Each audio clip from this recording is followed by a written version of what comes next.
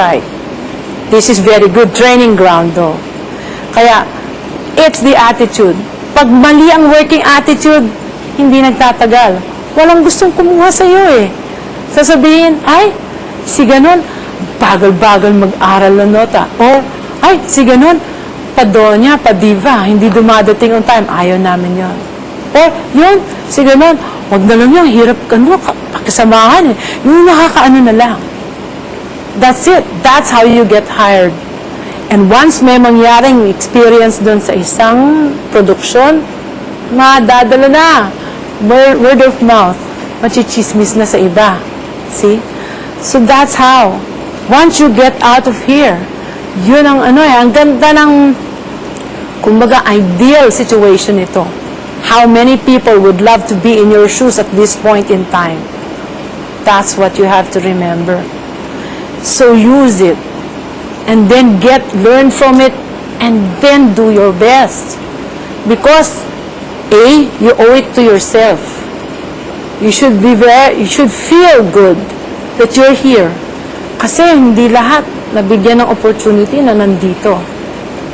Pangalawa, of course, there are other people that you're all concerned about eh.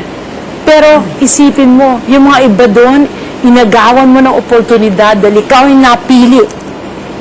For some reason, ikaw yung napili dito na pumasok sa loob. So make the most of it. Make the most of it. And think long term.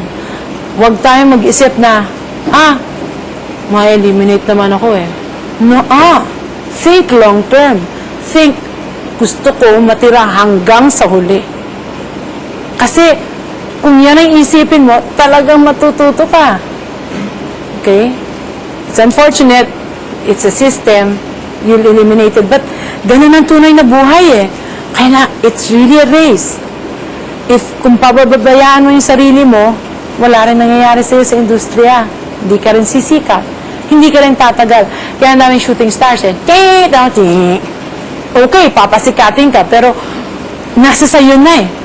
Gagawin ko ba yung dapat kong gawin? Nasa akin ba yung disiplina para manatili sa industriya? Okay? Nasa akin ba yung attitude na magiging madali makisama sa mga kasama ko sa industriya? Pag yan, and then you're developing your talent, magkasama yung tatlo. Not just one. All together. Kaya maganda itong setup na to eh. Hindi lang talent development, character building. Diba? Okay. Matira matibay. Yan lagi ko sinasabi, maski na, hindi lang dito sa academy, pati sa labas, matira talaga matibay. At and totoo, kung may tiyaga, may nilaga. Okay? Those are two very, very, practical and applicable statements. Kung may tiyaga, okay, you cannot give up on yourself. Kasi cop-out yun eh.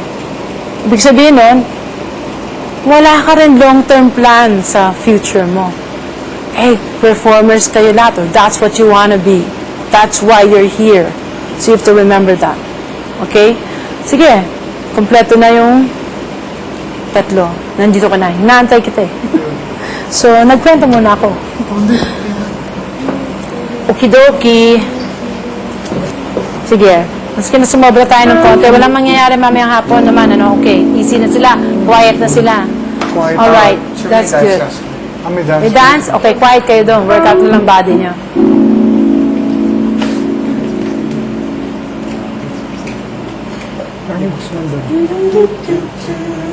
Okay, when you're giving your beat, with confidence.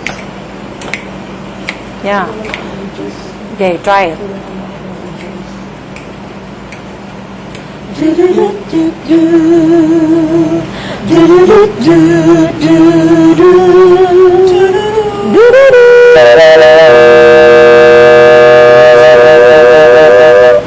Nobody gets too much heaven no more.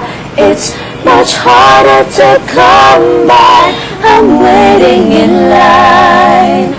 Nobody gets too much love anymore.